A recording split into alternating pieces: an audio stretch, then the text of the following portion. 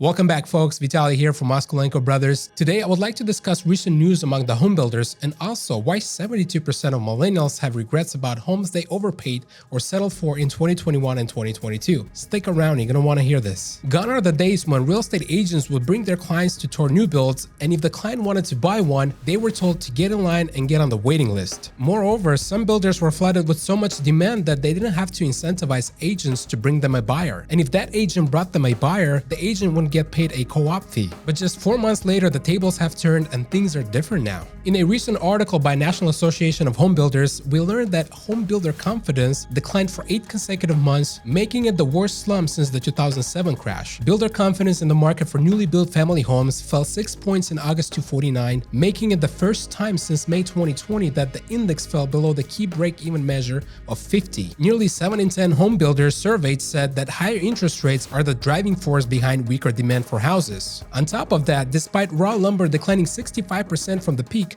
the cost of building a home remains high. All this, of course, leads to a drop in affordability, and some buyers are forced to get on the sidelines and wait. The combination of these factors have led builders canceling or delaying projects, which is likely to result in even fewer homes being built in the months ahead. Builders will not make the same mistake they did in the mid-2000s during the credit bubble. They will not build if the demand is not there. However, despite the collapse in the home builder sentiment, it still has ways to go to catch the home buyer sentiment. The home buyer sentiment is a survey that was designed to get a better understanding of consumers' attitude towards housing market. In the latest report, the sentiment dropped to its lowest level since 2011. Consumers remain pessimistic about home buying conditions, and only 17% believe that it's a good time to buy a home. Meanwhile, the percentage of those who think it's a good time to sell a home has been on a downward trend, falling from 76% in May to 67% in July. Rising costs and falling consumer confidence has led many buyers to back out of deals they've made with home builders. Take a look at this chart. In July, 17.6% of builder contracts fell through, compared with 8% in April and 7.5% in July 2021. The reason for the spike in cancellation is that some buyers can no longer qualify for a mortgage with today's high rates, while some simply walk away. As I previously mentioned, home builders are being very cautious with unsold inventory and will avoid holding the bag. According to a report released Tuesday by the U.S. Census Bureau and the U.S. Department of Housing and Urban Development, housing starts plunged 9.6% to seasonally adjusted annual rate of 1,446,000 units, the lowest level since February 2021. Now, to give you a little clarity, housing starts data estimates the number of residential housing units where construction began. As construction is slowing down, builders focus on finishing existing projects rather than starting new ones, and for the first time since June 2020, single-family completions are higher than starts. Simply put, for home builders to get excited again, interest rates would have to go down to as low as 4%.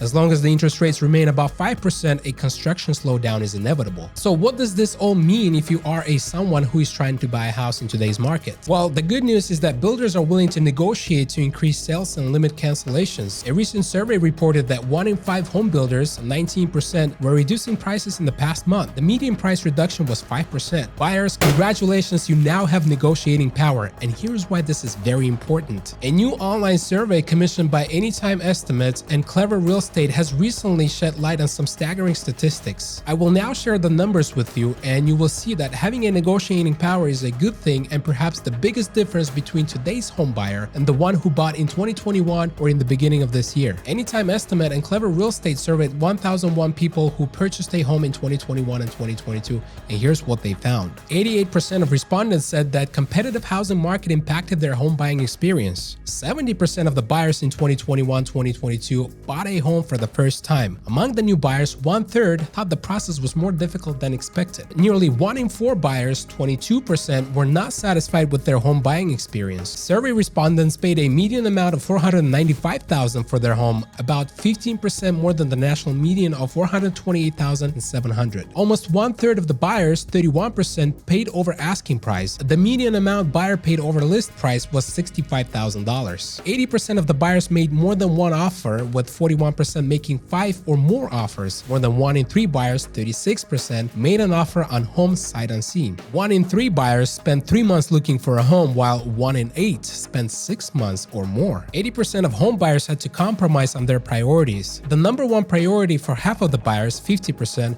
was finding a home in a good neighborhood, but 1 in 5, 20%, settled for a home in a worse location. 3/4 of home buyers, 72%, have regrets about their home purchase, with 1 in 3, 30%, saying think they spent too much money. More than half of the buyers, 55%, bought a fixer-upper, but 1 in 4, 24%, regret it. 1 in 10 buyers paid for their home in cash, with nearly half of all cash buyers, 43%, saying they make enough money to afford it. But 29% of all cash buyers had to withdraw money from their savings, and 27% had to borrow funds from their investments. These numbers put things in perspective well and show that today's home buyer is in a much different position than the one who bought in 2021 or earlier this year. I hope this helps you understand that having the negotiating power card is a great benefit, because there's nothing worse than spending a lot of money on buying a house and settling for something you might not even like. My final advice is don't take these recent changes in the housing market lightly and realize that the scale has been tipping towards the buyer's side. There certainly have been a lot more opportunities available for the home buyers. Last but not least, here's another statistic from that same survey. A good real estate agent is the #1 reason buyers said purchasing their home was easier than expected, and 75% of the buyers who hired one